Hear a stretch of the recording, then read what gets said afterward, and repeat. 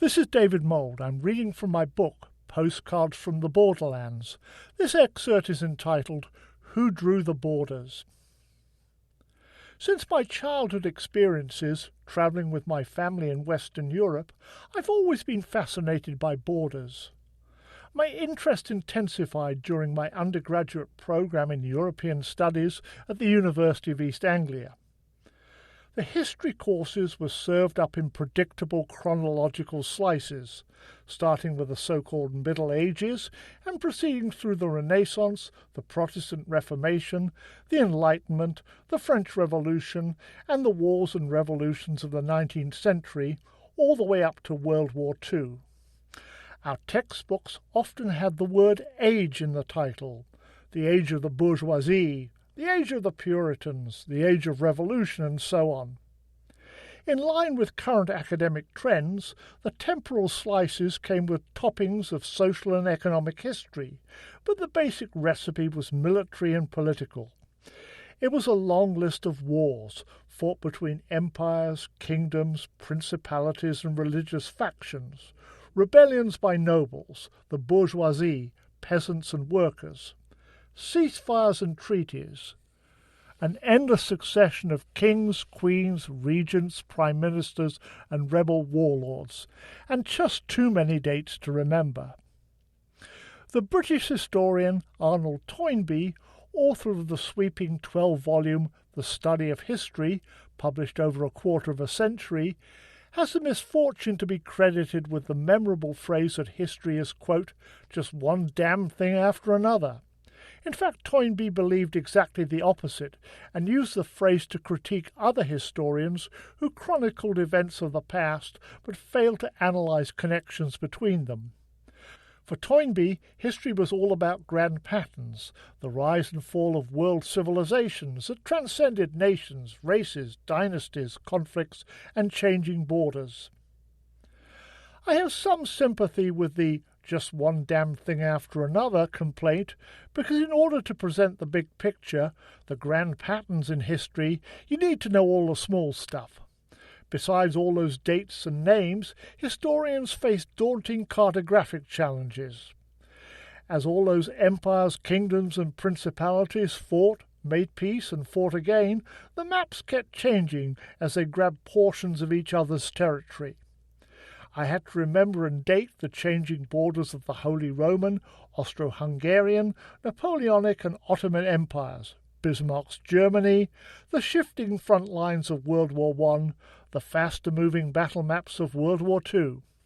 Some areas of the map seemed to be constantly changing hands and colour.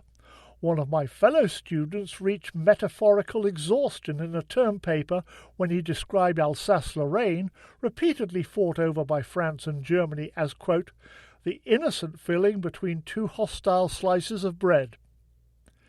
It was challenging enough to keep up with the shifting borders of European countries. When I opened the atlas and turned to other continents, the borders of some countries seemed to make no sense at all. Why were some strangely shaped, with portions of their territory protruding into other countries? Why were there straight-line borders, particularly in the Middle East and Africa? Who on earth drew the borders this way, and why? The main culprits were political leaders sitting around conference tables in European capitals, thousands of miles away from the lands they were dividing. The so-called Scramble for Africa began with the Berlin Conference of 1884 to 1885, where Belgium, Britain, France, Germany, Portugal, Spain, Italy, and the Ottoman Empire, each with its own economic and geopolitical goals, carved up the continent into spheres of influence. Over the next half-century, cartographic surveys and boundary commissions created the borders that were preserved intact when the countries became independent. They cut across topography, ancient kingdoms, ethnic groups, and traditional hunting and grazing lands. As the British Prime Minister Lord Salisbury famously remarked at the signing of the Anglo-French Convention on the border between Nigeria and Niger in 1906, "We, the British and the French, have been engaged in drawing lines upon maps where no white man's foot ever trod. We've been giving away mountains and rivers and lakes to each other, only hindered by the small impediments that we never knew exactly where the mountains and rivers and lakes were. It may seem obvious, but it's worth stating anyway. Except for some mountain ranges and wide rivers, there are few natural borders anywhere in the world, except for islands. The well-travelled Canadian writer Kate Harris, whose Lands of Lost Borders describes her bicycle trip along the Silk Road, wrote, quote, "Borders try to cut across so many differences that don't really exist. They go against the natural boundaries of the world, and that's where they fail us.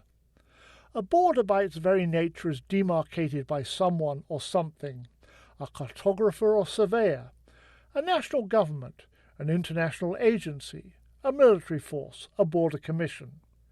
The act of demarcation inevitably gives rise to disputes.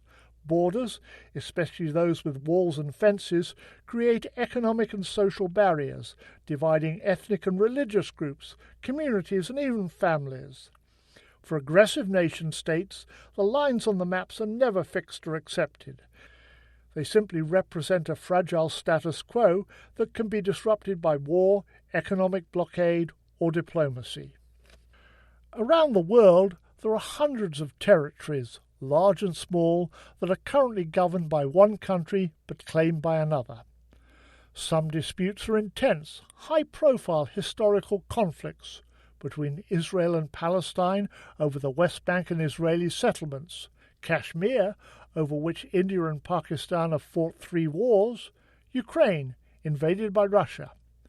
There are other long-running disputes that flare up from time to time, over South Ossetia and Abkhazia, 2 self-proclaimed republics established after the 2008 war between Russia and Georgia, between Armenia and Azerbaijan over the Nagorno-Karabakh region, between India and China over the high mountain borders at Kashmir and Arunachal Pradesh, between Cyprus and the Turkish-controlled north of the island, between Sudan and South Sudan.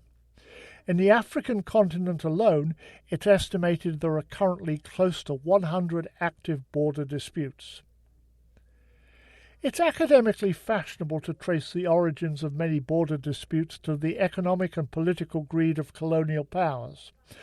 Of course, territorial conflicts have occurred throughout history, as empires and kingdoms battle for political dominance, trade, natural resources and prestige. But there's no doubt that the deals made by the colonial powers and the borders they drew sowed the seeds for many of the conflicts in the world today. Postcards from the Borderlands by David Mould, published by Open Books, is available from Amazon and other online booksellers.